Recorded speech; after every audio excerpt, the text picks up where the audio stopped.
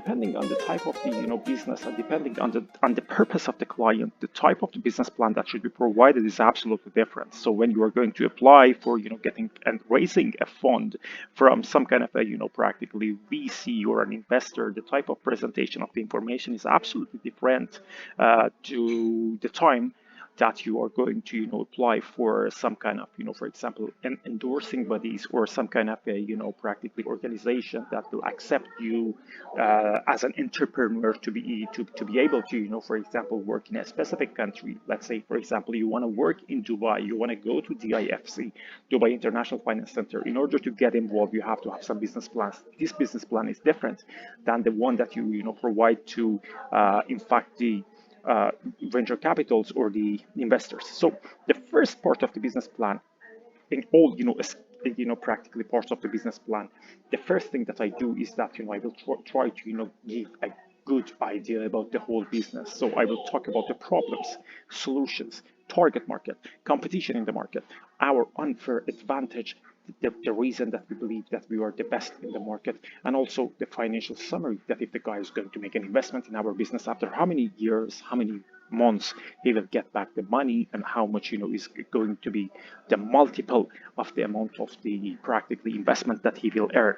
So in the next stage, we will go and talk about the company description. It's exactly one of those cases that the guy is going to approach the DIFC, Dubai International Finance Center. They have to have a business plan. So the main focus in that case is to talk about the company and the company description. In that case, we are talking about the case, we are talking about the goal and objectives, and these are the things that all of them come from the interview with the team members. So none of this information that you see here are cut and paste. None of this information are the ones that has no meanings behind it, but all of them is based on the calculations, based on different meetings, based on discovery sessions, and so on and so on. So we will talk about the business philosophy, the legal entity, and who are the main team members in our product development work. If you're talking about the product, we always try to show that okay, the product is not developed in one night. We had a huge process, we had a long time process that in which we tried to develop different type of products, and after a series of trials and errors, we come up with our finalized products. So then we will talk about the specific products or services that we are going to offer to our clients with different names. There would be some technical details about the product, that okay, what are the main technical details that we are going to consider. Again, in the market analysis section, I try to provide the whole analysis of the market in one page. So you consider the case that okay, what is the market growth CAGR, compound annual growth rate, in the last 5 years? What will be the amount in the next 5 years? Target segments, how many people are we dealing with, how much is the rate of growth, what is the market size, and also how many of the peoples, how many of our target market are attainable. Then we will talk about the trends in the market. Okay, we talk about the case of the practically the main forces behind the market.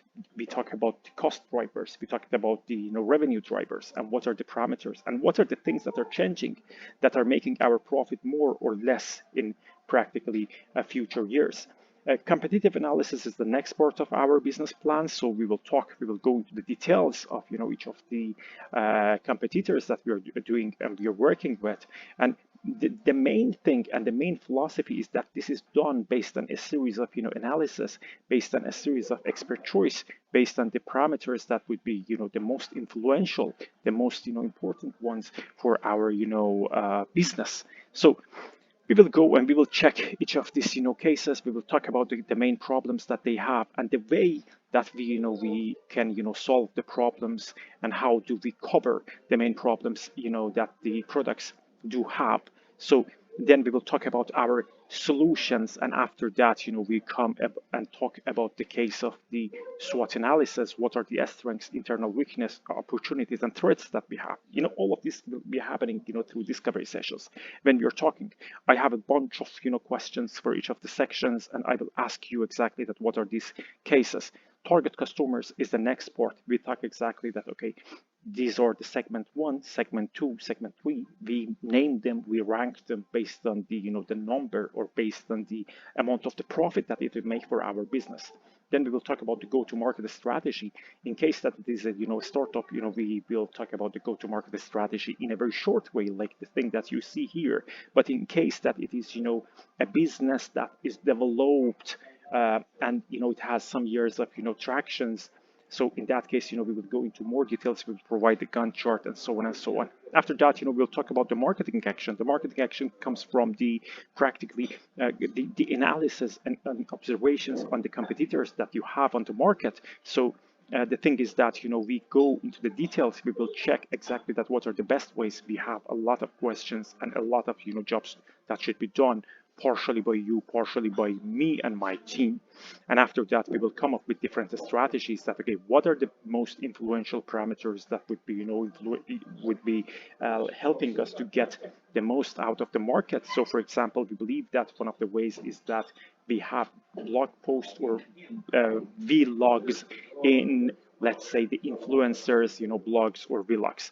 Then depending on the stage of the startup, we will go either with the revenue projection or with the financial projection, the financial statements. We will go for income statement, balance sheet statement, and also the statement of cash flow projection for the next 3 years or 5 years, depending on the organization that we are going to work with. But in case that the business is at the level of idea, we usually work with the case of the revenue projection. We have all our assumptions, all our pricing and strategies behind them written, and finally we will go and we will talk about the case of the financials and as an attachment to practically this report that I can show it in a later video.